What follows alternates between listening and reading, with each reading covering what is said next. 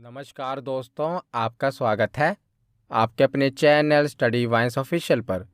तो आज की इस वीडियो में हम मॉडर्न हिस्ट्री का मोस्ट इम्पोर्टेंट टॉपिक, जो कि हर एक परीक्षा में पूछा ही जाता है, गवर्नर, गवर्नर जनरल और वायसराय के बारे में पढ़ेंगे।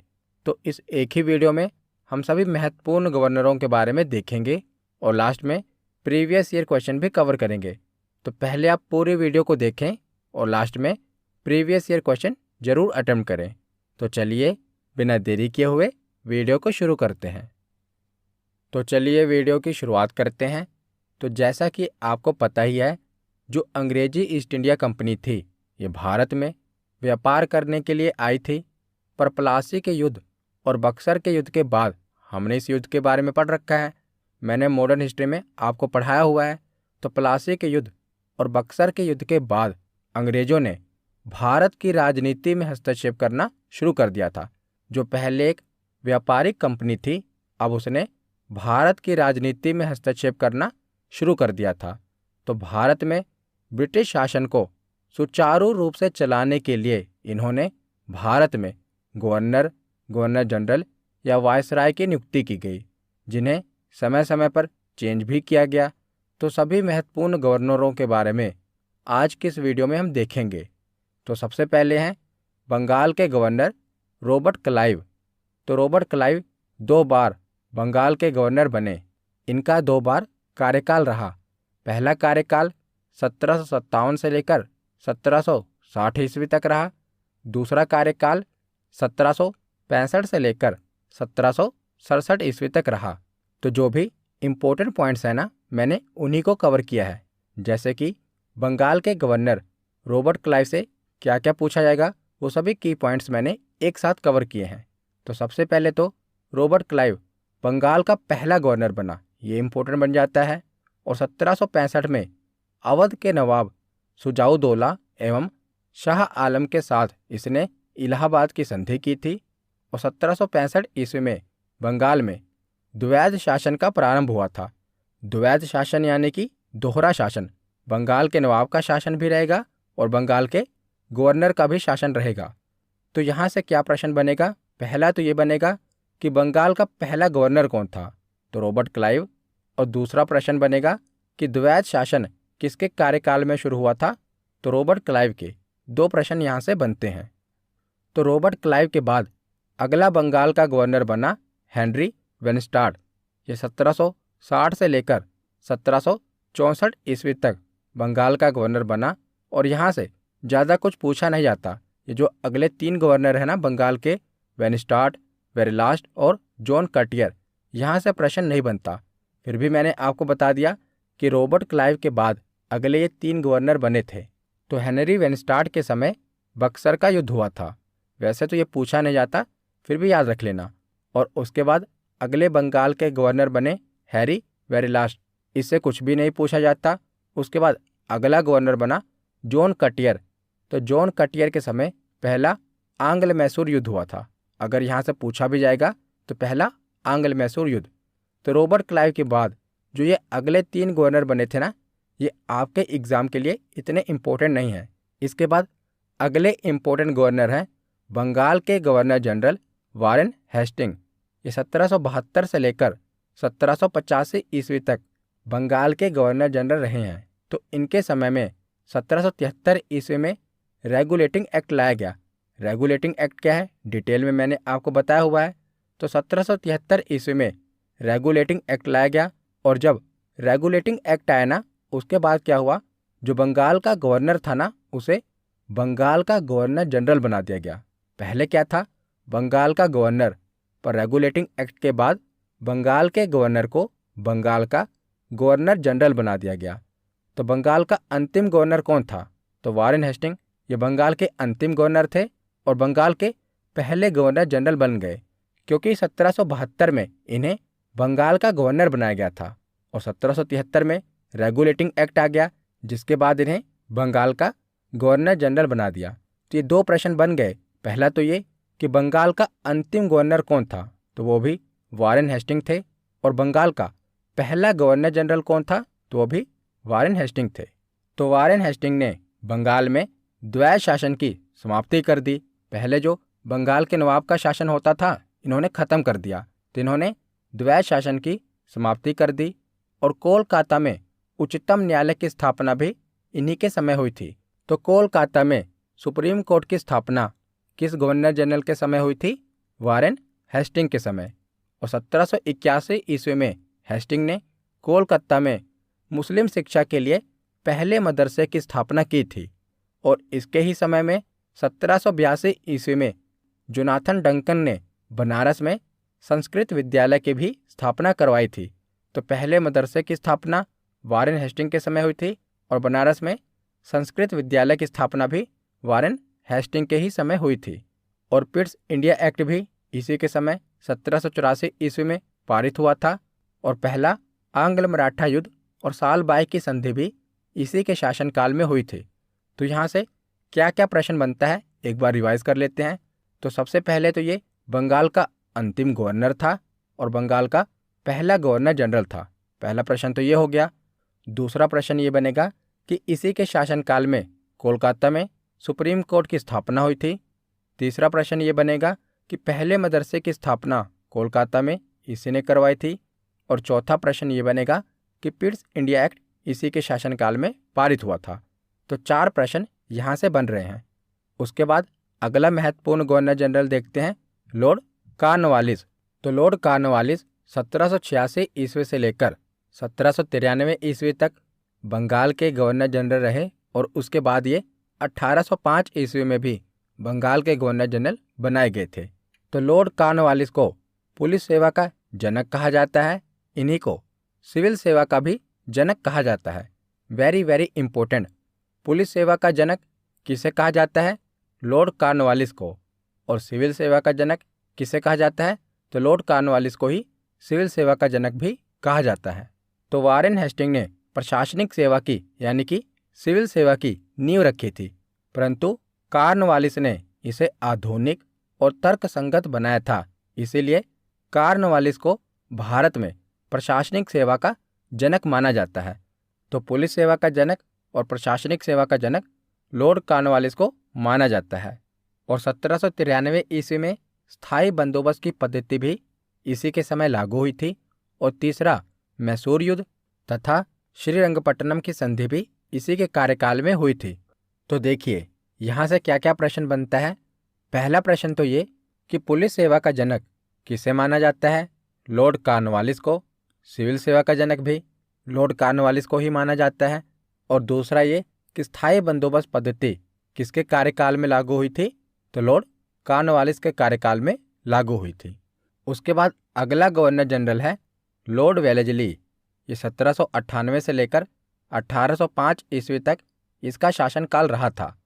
तो लॉर्ड वेलेस्ली ने 1798 ईस्वी में सहायक संधि की शुरुआत की थी। और सहायक संधि में शामिल होने वाले राज्यों में कंपनी एक सहायक सेना रखती थी और एवं संबंधित राज्य में एक अंग्रेजी रेजिमेंट को भी नियुक्त किया जाता था। तो सहायक संधि स्वीकार करने वाला पहला राज्य कौन सा था? हैदराबाद था। और कलकत्ता में नागरिक सेवा में भर्ती किए गए युवकों को ट्रेनिंग देने के लिए फोर्ट विलियम कॉलेज की भी स्थापना की थी। किसने? लॉर्ड वेलेस्ली ने। और लॉर्ड वेलेस्ली स्वयं को यानी कि खुद को बंगाल का शेर कहता था। तो देखिए लॉर्ड वेलेस्ली से क्या क्या प्रश्न बनेगा। पहला प्रश्न तो ये कि सहायक संधि की शुरुआत किसने की थी? लॉर्ड वेलेस्ली ने। दूसरा प्रश्न ये कि किस गवर्नर जनरल ने खुद को बंगाल का शेर कहा? तो यह है लॉर्ड वेलेस्ली। तो 2 प्रश्न यहाँ से बनते हैं। उसके बाद अगले गवर्नर जनरल हैं लॉर्ड विलियम बेंटिक। तो लॉर्ड विलियम बेंटिक का 1828 से लेकर 1835 ईस्वी तक कार्यकाल रहा। तो 1833 ईस्वी के चार्टर एक्ट द्वारा बंगाल के गवर्नर जनरल को भारत का गवर्नर जनरल बना दिया गया। तो जिसे पहले बंगाल का गवर्नर जनरल कहा जाता था, अब उसे भारत का गवर्नर जनरल बना दिया गया। तो एक बार हम देख लेते हैं कि कब बंगाल का गवर्नर बना, कब उसे बंगाल का गवर्नर जनरल बना दिया गया, फिर उसे भारत का गवर्नर जनरल बना दिया गया। एक बार हम देख लेते हैं। तो देखिए, तो सबसे पहले तो प्लासी का युद्ध और बक्सर का युद्ध जीतने के बाद बंगाल का गवर्नर बनाया गया। और सबसे पहला बंगाल का गवर्नर कौन बना? Robert Clive. उसके बाद क्या होता है? रेगुलेटिंग एक्ट 1773 पारित होता है। तो रेगुलेटिंग एक्ट पारित होने के बाद जो बंगाल का गवर्नर था ना, अब इसे बंगाल का गवर्नर जनरल बना दिया गया। तो पहला बंगाल का गवर्नर जनरल कौन बना? Warren Hasting. उसके बाद चार्टर एक्ट 1833 आता है और चार्टर एक्ट 1833 आने के बाद जो बंगाल का गवर्नर जनरल था, अब इसे भारत का गवर्नर जनरल कहा जाने लगा। और पहला भारत का गवर्नर जनरल कौन बना? Lord William Bentinck. उसके बाद भारत सरकार शासन अधिनियम 1858 पारित होता है, जिसके बाद जो भारत का गवर्नर जनरल था ना, उसका नाम बदलकर कर दिया गया वायसराय। तो भारत का पहला वायसराय कौन बना? Lord Canning. और जब भारत को आज़ादी मिली तो 1947 से लेकर 50 के दौरान जो ये वायसराय था, इसको बदलकर फिर से गवर्नर जनरल कर दिया गया। तो थोड़ा सा कंफ्यूजिंग है, पर इस चार्ट को अगर आप 2 बार पढ़ लोगे ना तो याद हो जाएगा। देखो, पहले बंगाल का गवर्नर बनाया गया, पर रेगुलेटिंग एक्ट पारित होने के बाद जो गवर्नर था, अब उसे बंगाल का गवर्नर जनरल कहा जाने लगा। उसके बाद चार्टर एक्ट 1833 आया। तो चार्टर एक्ट 1833 आने के बाद जो बंगाल का गवर्नर जनरल था, अब इसे पूरे भारत का गवर्नर जनरल बना दिया गया। और उसके बाद जब 1857 की क्रांति होती है ना, और क्रांति के बाद भारत सरकार शासन अधिनियम 1858 पारित होता है। और इस शासन अधिनियम के बाद जिसे भारत का गवर्नर जनरल कहा जाता था, अब इसे वायसराय कहा जाने लगा। और बाद में जब भारत आज़ाद हो जाता है तो 1947 से लेकर 50 तक इसी वायसराय को फिर से गवर्नर जनरल कहा जाने लगा। तो आशा करता हूँ अब आपको समझ आ गया होगा कि किसे बंगाल का गवर्नर कहा गया, किसे गवर्नर जनरल कहा गया, किसे वायसराय कहा गया। तो इस चार्ट की सहायता से आपको समझ आ गया होगा। तो हम लॉर्ड विलियम बेंटिक के बारे में पढ़ रहे थे। तो इसी के समय 1833 ईस्वी का चार्टर एक्ट आता है, जिसके बाद क्या होता है? बंगाल के गवर्नर जनरल को अब भारत का गवर्नर जनरल बना दिया गया। तो लॉर्ड विलियम बेंटिक भारत का पहला गवर्नर जनरल बना और राजा राम मोहन राय के सहयोग से इसने 1829 ईस्वी में सती प्रथा को समाप्त कर दिया। तो कई बार एग्जाम में पूछा गया है कि सती प्रथा को किस गवर्नर जनरल ने समाप्त किया था? तो लॉर्ड विलियम बेंटिक ने। तो सामाजिक सुधार के क्षेत्र में सती प्रथा की समाप्ति इसका प्रशंसनीय कार्य था। और इसके समय में ठगी प्रथा देश के विभिन्न क्षेत्रों में फैली थी और इसकी समाप्ति के लिए बेंटिक ने कर्नल सलीमन तथा स्थानीय रियासतों की मदद से 1830 ईस्वी तक ठगी प्रथा का भी अंत कर दिया। तो इसी के समय सती प्रथा का अंत हुआ, ठगी प्रथा का अंत हुआ और इसने अंग्रेजी माध्यम को उच्च शिक्षा का माध्यम बनाया। तो लॉर्ड विलियम बेंटिक से क्या क्या पूछा जाता है? पहला तो ये कि भारत का पहला गवर्नर जनरल था। दूसरा प्रश्न ये कि सती प्रथा का अंत इसी ने किया था, ठगी प्रथा का अंत भी इसी ने किया था और इसी ने अंग्रेजी को उच्च शिक्षा का माध्यम बनाया था। उसके बाद अगले गवर्नर जनरल बने चार्ल्स मैटकॉफ। तो ये एक ही वर्ष तक गवर्नर जनरल रहे। तो 1 वर्ष के कार्यकाल में चार्ल्स मैटकॉफ ने प्रेस से नियंत्रण हटाया, इसीलिए इसे भारतीय प्रेस का मुक्तिदाता कहा गया। तो ये इम्पोर्टेंट है, भारतीय प्रेस का मुक्तिदाता किसे कहा गया? तो चार्ल्स मैटकॉफ को भारतीय प्रेस का मुक्तिदाता कहा जाता है। उसके बाद अगले गवर्नर बने लॉर्ड ओकलैंड। ये 1836 से लेकर 1842 ईस्वी तक भारत के गवर्नर जनरल बने। तो इनके समय में प्रथम आंग्ल अफगान युद्ध हुआ और इन्होंने कोलकाता से दिल्ली तक जो जीटी रोड है उसकी मरम्मत करवाई। तो 2 ही चीज़ें आपको यहाँ से याद होनी चाहिए। उसके बाद है लॉर्ड एलनब्रो। ये 1842 से लेकर 1844 तक गवर्नर रहे लॉर्ड एलनब्रो। इन्होंने भारत में दास प्रथा का अंत किया था। इम्पोर्टेंट है, सती प्रथा का अंत किसने किया? लॉर्ड विलियम बेंटिक ने। और दास प्रथा का अंत किसने किया? लॉर्ड एलनब्रो ने। उसके बाद अगले गवर्नर जनरल हैं Lord Dalhousie. Very very very important. तो 1848 से लेकर 1856 ईस्वी तक भारत के गवर्नर जनरल रहे लॉर्ड डलहौजी। तो इसके समय में अंग्रेजी साम्राज्य का अत्यधिक विस्तार हुआ था और डलहौजी को भारत में रेलवे का जनक कहा जाता है। इम्पोर्टेंट है क्योंकि डलहौजी के समय ही भारत में पहली बार 16 अप्रैल 1853 को मुंबई से ठाणे के बीच पहली रेल चलाई गई थी। तो इसी को भारतीय रेलवे का जनक कहा जाता है, लॉर्ड डलहौजी को। और शिक्षा संबंधी सुधारों में डलहौजी ने 1854 के वुड डिस्पैच को लागू किया था और 1854 में नए पोस्ट ऑफिस एक्ट के तहत भारत में पहली बार डाक टिकट का प्रचलन हुआ था। किसके कार्यकाल में? लॉर्ड डलहौजी के कार्यकाल में। और डलहौजी ने ही शिमला को ग्रीष्मकालीन राजधानी बनाई थी। तो भारत की ग्रीष्मकालीन राजधानी किसे बनाया था? शिमला को। और डलहौजी के शासनकाल को उसके व्यक्तिगत सिद्धांत यानी कि राज्य हड़प नीति के कारण अधिक याद किया गया। तो राज्य हड़प नीति मैंने आपको पढ़ाई हुई है। तो देखिए, रेलवे का जनक किसे कहा गया? लॉर्ड डलहौजी को, क्योंकि इसी के समय भारत में पहली ट्रेन चली थी। दूसरा, वुड डिस्पैच किसने लागू किया था? लॉर्ड डलहौजी ने। पहली बार डाक टिकट का प्रचलन लॉर्ड डलहौजी के समय हुआ। और राज्य हड़प नीति कौन लेकर आया था? लॉर्ड डलहौजी लेके आया था, जिसके अंतर्गत ये जिन राजाओं की संतान नहीं होती थी उनके राज्य को हड़प लेता था। तो इस राज्य हड़प नीति के तहत इसने कई राज्यों को अंग्रेजी साम्राज्य में मिलाया था। सबसे पहले इसने 17 राज्य को 1848 ईस्वी में अपने राज्य में मिला लिया। उसके बाद जैतपुर, संभलपुर, बघाद, उदयपुर, झांसी, नागपुर और करौली जैसे राज्यों को इसने अपने राज्य में मिला लिया था। और अवध के नवाब पर कुशासन का आरोप लगाकर इसने उनके राज्य को हड़प लिया था। तो इस प्रकार राज्य हड़प नीति कौन लेकर आया था? लॉर्ड डलहौजी। और राज्य हड़प नीति के तहत सबसे पहला कौन सा राज्य था जिसे इसने अपने साम्राज्य में शामिल किया था? तो वो है 17। तो उसके बाद भारत सरकार शासन अधिनियम 1858 पारित हो जाता है, जिसके बाद भारत के गवर्नर जनरल को अब भारत का वायसराय कहा जाने लगा। तो 1857 की क्रांति के बाद भारत सरकार शासन अधिनियम 1858 पारित होता है। तो जो भारत का गवर्नर जनरल था अब उसे भारत का वायसराय कहा जाने लगा। तो लॉर्ड कैनिंग अंतिम गवर्नर जनरल थे और पहले वायसराय थे, याद रखिएगा। और लॉर्ड कैनिंग के समय ही 1857 की क्रांति हुई थी। और कैनिंग के समय ही 1856 में विधवा पुनर्विवाह अधिनियम लागू हुआ था। और इसने कोलकाता, मुंबई और मद्रास में हाई कोर्ट की स्थापना करवाई थी। और डलहौजी के हड़प सिद्धांत को इसने समाप्त कर दिया था। तो भारत का पहला वायसराय कौन था? तो लॉर्ड कैनिंग। और इसके समय ही 1857 की क्रांति हुई थी। उसके बाद है लॉर्ड मेयो। तो 1869 से लेकर 72 तक भारत का वायसराय रहा लॉर्ड मेयो।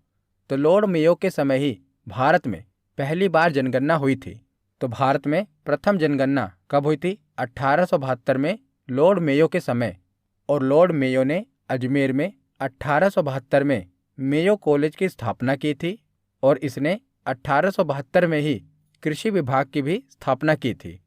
और 1872 में ही मेयो की अंडमान में एक अफगान द्वारा चाकू मारकर हत्या कर दी गई और पहला भारतीय वायसराय था जिसकी हत्या कार्यकाल के दौरान ही उसके ऑफिस में कर दी गई थी। तो लॉर्ड मेयो से आपको क्या याद रखना है कि भारत की पहली जनगणना इसी के कार्यकाल के दौरान हुई थी और कृषि विभाग की स्थापना इसने की थी। तो लॉर्ड मेयो के बाद अगले महत्वपूर्ण वायसराय हैं लॉर्ड लिटन। तो ये 1876 से लेकर 1880 तक भारत के वायसराय रहे थे।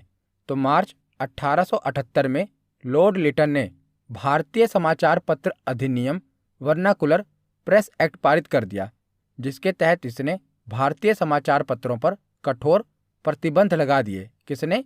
लॉर्ड लिटन ने। तो लॉर्ड लिटन ने भारतीय समाचार पत्रों पर प्रतिबंध लगा दिया। इसी को कहा गया वर्नाकुलर प्रेस एक्ट। तो 1878 में पारित हुए भारतीय शस्त्र अधिनियम के तहत शस्त्र रखने और व्यापार करने के लिए लाइसेंस अनिवार्य कर दिया। तो इसने शस्त्र रखने के लिए और व्यापार करने के लिए लाइसेंस अनिवार्य कर दिया। और वर्नाकुलर प्रेस एक्ट भी किसने लागू किया था? लॉर्ड लिटन ने। उसके बाद है लॉर्ड रिपन।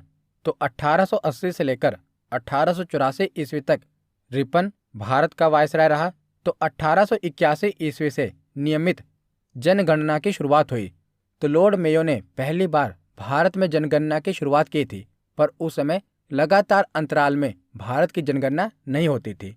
परंतु रिपन के समय से लगातार अंतराल में भारत की जनगणना शुरू हो गई और 1881 ईस्वी में पहला कारखाना अधिनियम भी इसी के समय पारित हुआ था और 1882 ईस्वी में इसने वर्नाकुलर प्रेस एक्ट को समाप्त कर दिया था और 1883 ईस्वी में इसने इल्बर्ट बिल पारित किया था।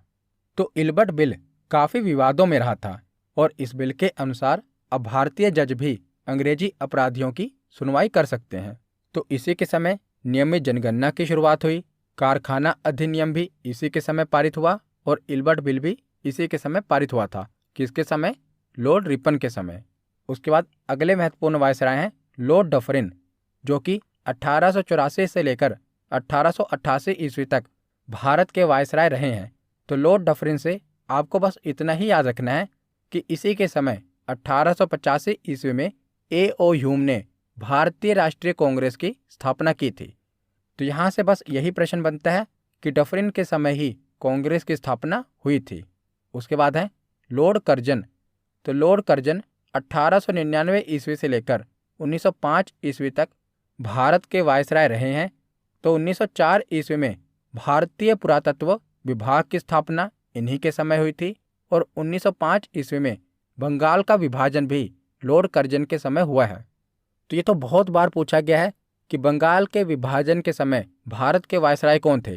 तो बंगाल के विभाजन के समय भारत के वायसराय थे लॉर्ड कर्जन। उसके बाद अगले वायसराय हैं लॉर्ड मिंटो द्वितीय। ये 1905 से लेकर 1910 तक भारत के वायसराय रहे हैं।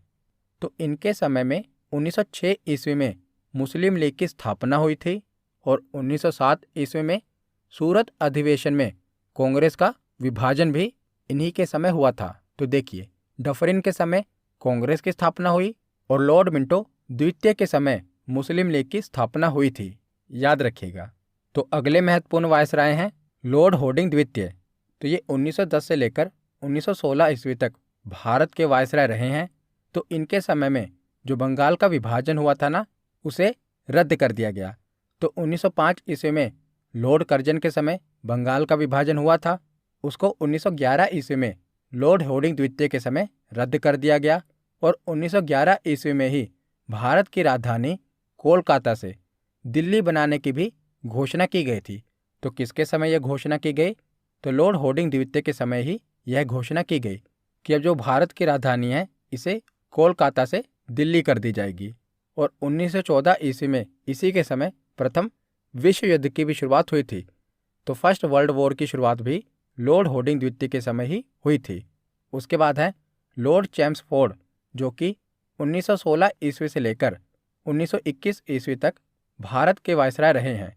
तो अब इससे रिलेटेड जो भी की पॉइंट्स हैं वो देख लेते हैं। तो इसी के समय 1916 ईस्वी में होम रूल लीग की स्थापना हुई थी।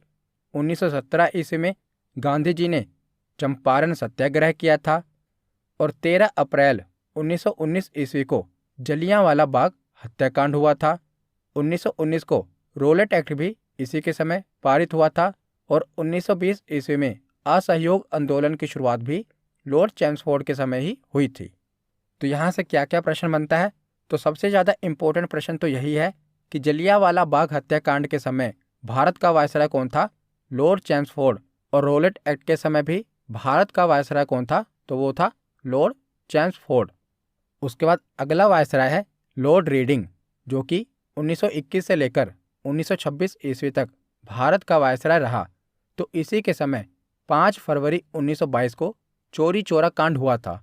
बस आपको इतना ही याद रखना है कि चोरी चौरा कांड किसके समय हुआ था? लॉर्ड रीडिंग के समय हुआ था। उसके बाद है लॉर्ड इरविन। तो लॉर्ड इरविन के समय 3 फरवरी 1928 में साइमन कमीशन भारत आया था और इसी के समय महात्मा गांधी का सविनय अवज्ञा आंदोलन भी शुरू हुआ था और 12 नवंबर 1930 ईस्वी को जो पहला गोलमेज सम्मेलन था ना, ये भी लॉर्ड इरविन के समय ही हुआ था और 4 मार्च 1931 ईस्वी को गांधी इरविन समझौता पर हस्ताक्षर के साथ सविनय अवज्ञा आंदोलन स्थगित हुआ था। तो यहाँ से 2 प्रश्न बनते हैं। पहला तो ये कि साइमन कमीशन किसके कार्यकाल में आया था, लॉर्ड इरविन के कार्यकाल में। और दूसरा ये कि पहला गोलमेज सम्मेलन किस वायसराय के कार्यकाल में हुआ था, तो लॉर्ड इरविन के कार्यकाल में पहला गोलमेज सम्मेलन हुआ था। उसके बाद है लॉर्ड वेलिंगटन, ये 1931 से लेकर 1936 ईस्वी तक भारत का वायसराय रहा।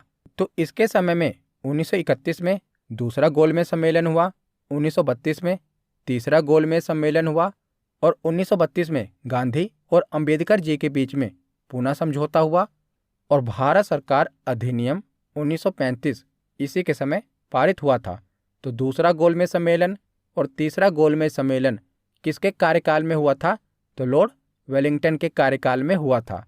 उसके बाद अगले वायसराय हैं लॉर्ड लिनलिथिगो। तो लॉर्ड लिनलिथिगो 1936 ईस्वी से लेकर 1943 ईस्वी तक भारत का वायसराय रहा और वायसराय के तौर पर सर्वाधिक लंबा कार्यकाल इसी का रहा। प्रथम आम चुनाव 1936-37 इसी के दौरान कराए गए और 1940 में अगस्त प्रस्ताव लाया गया और 1942 में क्रिप्स मिशन इसी के समय भारत आया था। तो लॉर्ड लिनलिथिगो के समय ही भारत में पहला आम चुनाव कराया गया था, ये इम्पोर्टेंट है। उसके बाद है लॉर्ड माउंटबेटन।